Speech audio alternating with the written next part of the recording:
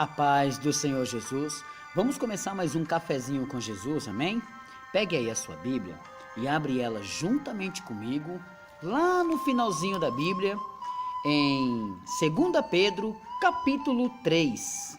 Vamos lá, 2 Pedro, capítulo 3, e o verso 18. Somente um verso, para que a gente possa esmiuçar um pouco aqui, né? No verso 18 está escrito assim: Antes crescei na graça e conhecimento de nosso Senhor e Salvador, Jesus Cristo. A Ele seja dada a glória, assim agora como no dia da eternidade. Amém. O que entendemos desse versículo que Pedro escreveu na sua segunda carta? Que temos que crescer na graça e no conhecimento. Quer dizer que temos que crescer na graça e no conhecimento. Então esse estudo se chama crescimento espiritual. Você quer crescer? Quer crescer espiritualmente? Às vezes você vai numa igreja e vê uma pessoa falar em línguas, sair em mistério. Às vezes você vê a pessoa passando revelações, dizendo que está tendo visões. Bom, tudo isso são dons que o Espírito Santo pode dar. E ele não faz acepção de ninguém, basta você buscar. Mas todos podem crescer na graça e no conhecimento, porque tem muita pessoa que pode falar em línguas que não cresceu totalmente na graça e no conhecimento. Pode acontecer. Mas vamos lá. Graça e conhecimento, nós vamos entender o que é. Graça é um favor, é uma chance de alcançar a salvação. Então, Deus achou graça de nós. Achando graça, nos enviou o Filho dele. Para quê? Para que possamos receber a salvação. Amém? Até aí? Graça, nós vamos entender agora lá em Romanos 3:24. Volta um pouquinho para trás aí. Vamos lá. Romanos. Acabei passando um pouco aqui. Romanos capítulo 3. E o verso 24 diz assim: sendo justificados gratuitamente pela sua graça, pela redenção que há em Cristo Jesus. Quer dizer que nós somos justificados, e isso é de graça. Pelo quê? Pela graça. Só é de graça porque Ele nos deu isso, né? Então é pela graça, pela redenção que Cristo fez. Quer dizer que você só alcança essa graça, porque tem muita gente que quer viver na lei, né? No Velho Testamento. E nós não estamos no tempo da lei, estamos no tempo da graça. Então, tem muita gente que quer viver na lei e esquece da graça. Não querendo a graça, que é o próprio Senhor Jesus, você anula todo o trabalho dele. Então, Cristo, Ele gratuitamente nos concedeu isso, porque Ele se rendeu. E a Bíblia fala que Ele esvaziou-se de si, chorou, sofreu, foi crucificado e morreu como um homem aqui na terra. Ele viveu as nossas lutas aqui.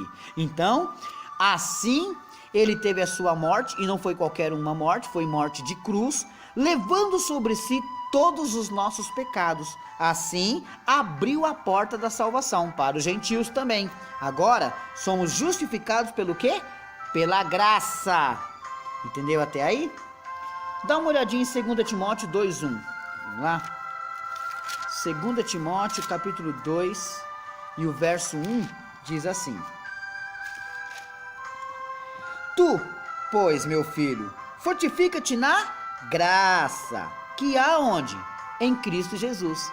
Então, somente em Cristo Jesus há graça. Não adianta buscar em outros líderes evangélicos que você conheça, que eles não têm a graça de Cristo. Podem ser usados por Deus, mas não é para buscar neles. É para buscar na graça de Cristo. Entendeu? Então, graça é Cristo que vai nos conceder. É a graça de Cristo. Só assim somos salvos. Efésios 2, vamos lá? Volta só um pouquinho.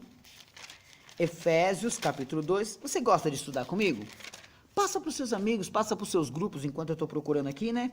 Eu estou falando para vocês, passa para os seus amigos, para os seus grupos, para que eles possam participar também, né? Vamos lá? Efésios capítulo 2, verso 8 e 9 diz assim: Porque pela graça sois salvos. Olha aí, irmãos. Então nós somos salvos pelo quê? Pela graça. Não, mas meu pastor falou... Não, peraí. Não quero saber o que o seu pastor falou. Não desrespeitando a autoridade dele. Mas, capítulo 2, do verso 8, do livro, do evangelho aqui, da carta de... Evangelho não, da carta de Paulo aos Éfesos, ele diz claramente assim, ó, porque pela graça sois salvos, por meio da fé. Então, eu tenho que ter fé que Cristo morreu por mim.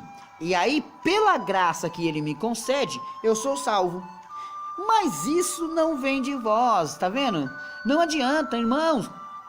Eu fiz várias campanhas por vocês, irmãos. Eu subi um monte. Eu fiquei ali no monte orando por vocês. Eu fiz vigília, eu fiz jejum, eu fiz isso, aquele outro. Não adianta. A graça não vem de mim. Não adianta qualquer sacrifício que eles venham fazer. A graça não vem deles. E isso não vem de vós. Vem de quem? É dom de Deus. Tá vendo? Agora o 9.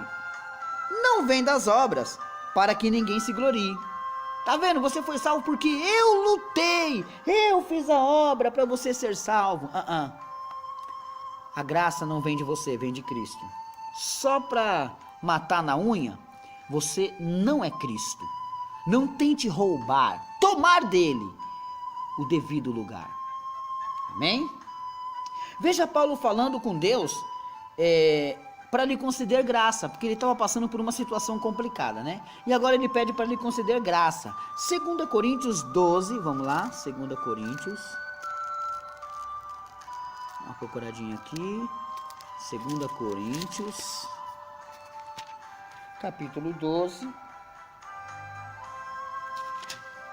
E o verso 9, que diz assim: E disse-me, a minha graça te basta, porque o meu poder se aperfeiçoa na fraqueza.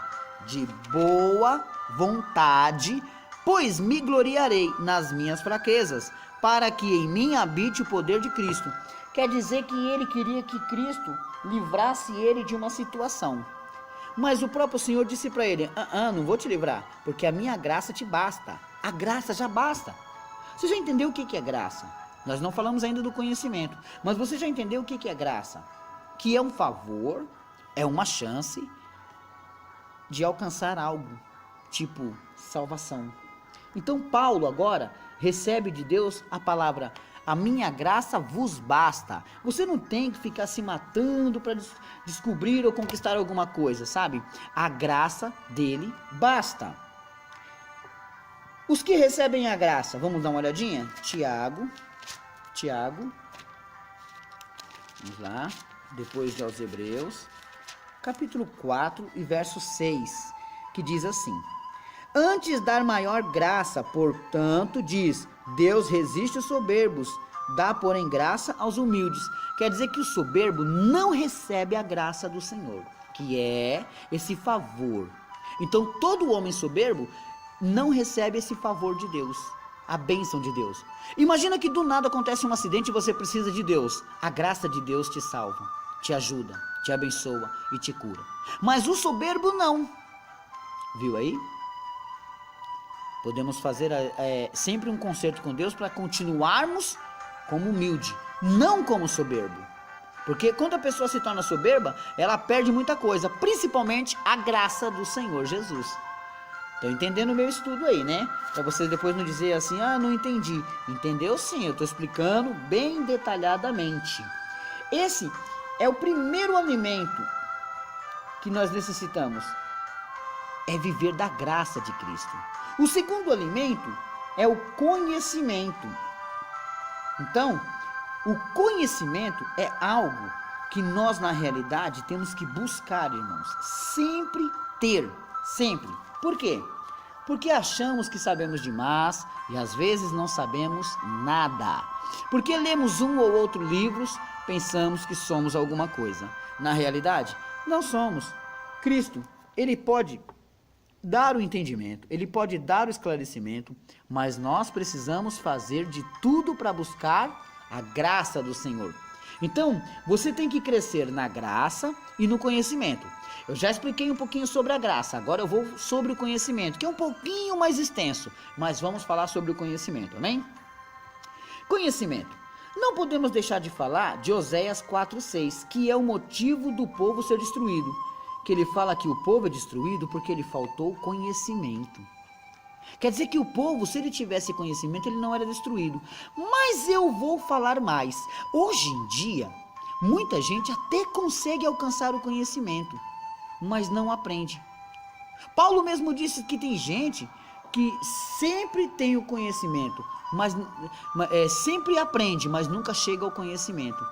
Então não adianta. Você vai ensinar para ele, olha, o cigarro mata, a bebida mata, isso faz aquilo, mas ele não chega ao conhecimento, porque ele está preso ali.